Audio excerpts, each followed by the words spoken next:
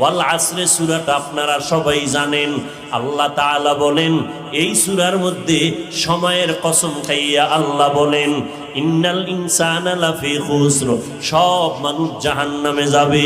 আল্লাহ সময়ের কসম খাইয়া বলেন। এরপরে আল্লাহ কিন্তু বলিয়া বলেন চার গুণ যাদের মধ্যে থাকবে তারা জাহান্নামে যাবে না। এক নাম্বার গুণ হলো ইমানদার হবে, দুই নাম্বার গুণ হলো নেক আমল করবে, তিন নাম্বার গুণ ঈমান আমলের দাওয়াত অন্যদের দিবে। ওয়াতাওয়াসাউ বিল হক ওয়াতাওয়াসাউ বিস সবর, অন্যায় যারা করবে তাদেরকে ফিরাবে।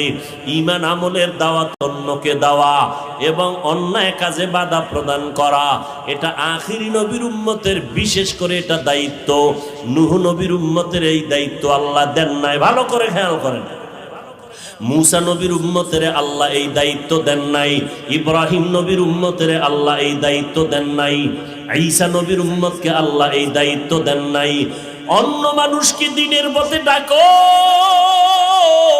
মানুষের নামাজের দাওয়াত দাও, সালাম দাও, মানুষের ভালো সুন্দর কথা দিয়া দ্বীনের পথে ডাকো, জান্নাতের পথ দেখাও।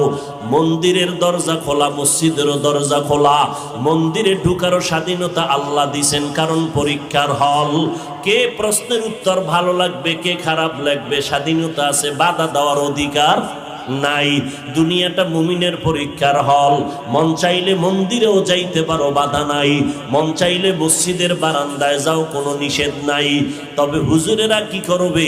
মুহাম্মদের উম্মতের দায়িত্ব হলো মন্দিরে গেলে কি ক্ষতি হবে, মসজিদে গেলে কি লাভ হবে, উম্মতের বুঝাইতে থাকো, এটাই তোমার দায়িত্ব। মসজিদে ঢুকাবার অধিকার তোমাকে দেওয়া হয় নাই।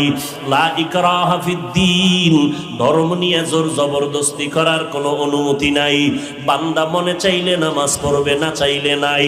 কিন্তু নামাজ পড়লে কি লাভ হবে বুঝাও, না পড়লে কি ক্ষতি হবে এটা বুঝাও। এই দায়িত্বটা নূহ নবীর ছিল, এই দায়িত্ব ইব্রাহিম নবীর ছিল। আমার নবীর পরে কোনো নবী আসবেন না, আল্লাহ এই দায়িত্ব আখিরি নবীর উম্মতের দান করছেন। এই জন্য এই উম্মত অন্য নবীদের মতোই সম্মান। हकीकत से तू दुनिया बेखबर है, दुनिया की नुमाइश पर नजर है। नमी गुयम के अज दुनिया जुदा बश, बहर कारे के बाशी बा खुदा बाश। এবার বলেন মুসলমান নবীর আশেক, যারা নবীর বিরোধিতা করবে তারা বাতেল, যারা পর্দার বিরোধিতা করে তারা হক না বাতেল? জোরে কোন?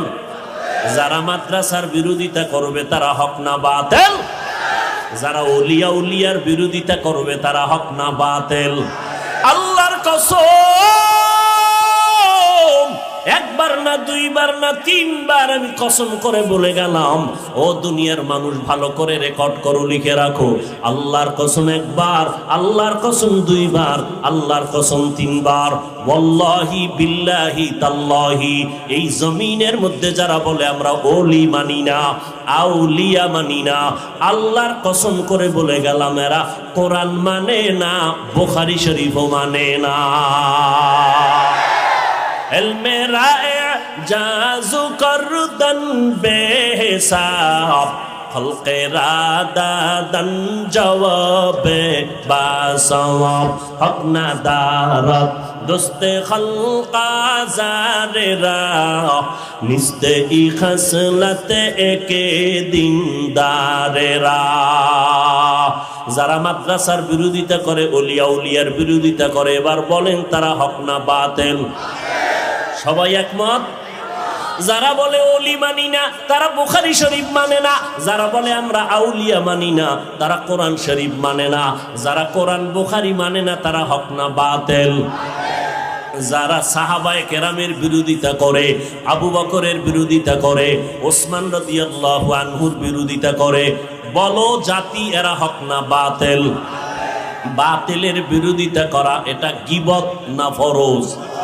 জোরে বলো। তাহলে আপনাদের যেন কোনো বাতিল ধোকায় ফেলতে না পারে। তমগু হুজুর বয়ান করলো নাকি গীবত করলো, বলবা আমগু হুজুর যদি গীবত করে আল্লাহর আইনে ফরজ আদায় করেছে। हकीकत से तू दुनिया बेखबर है, दुनिया की नुमाइश पर नजर है।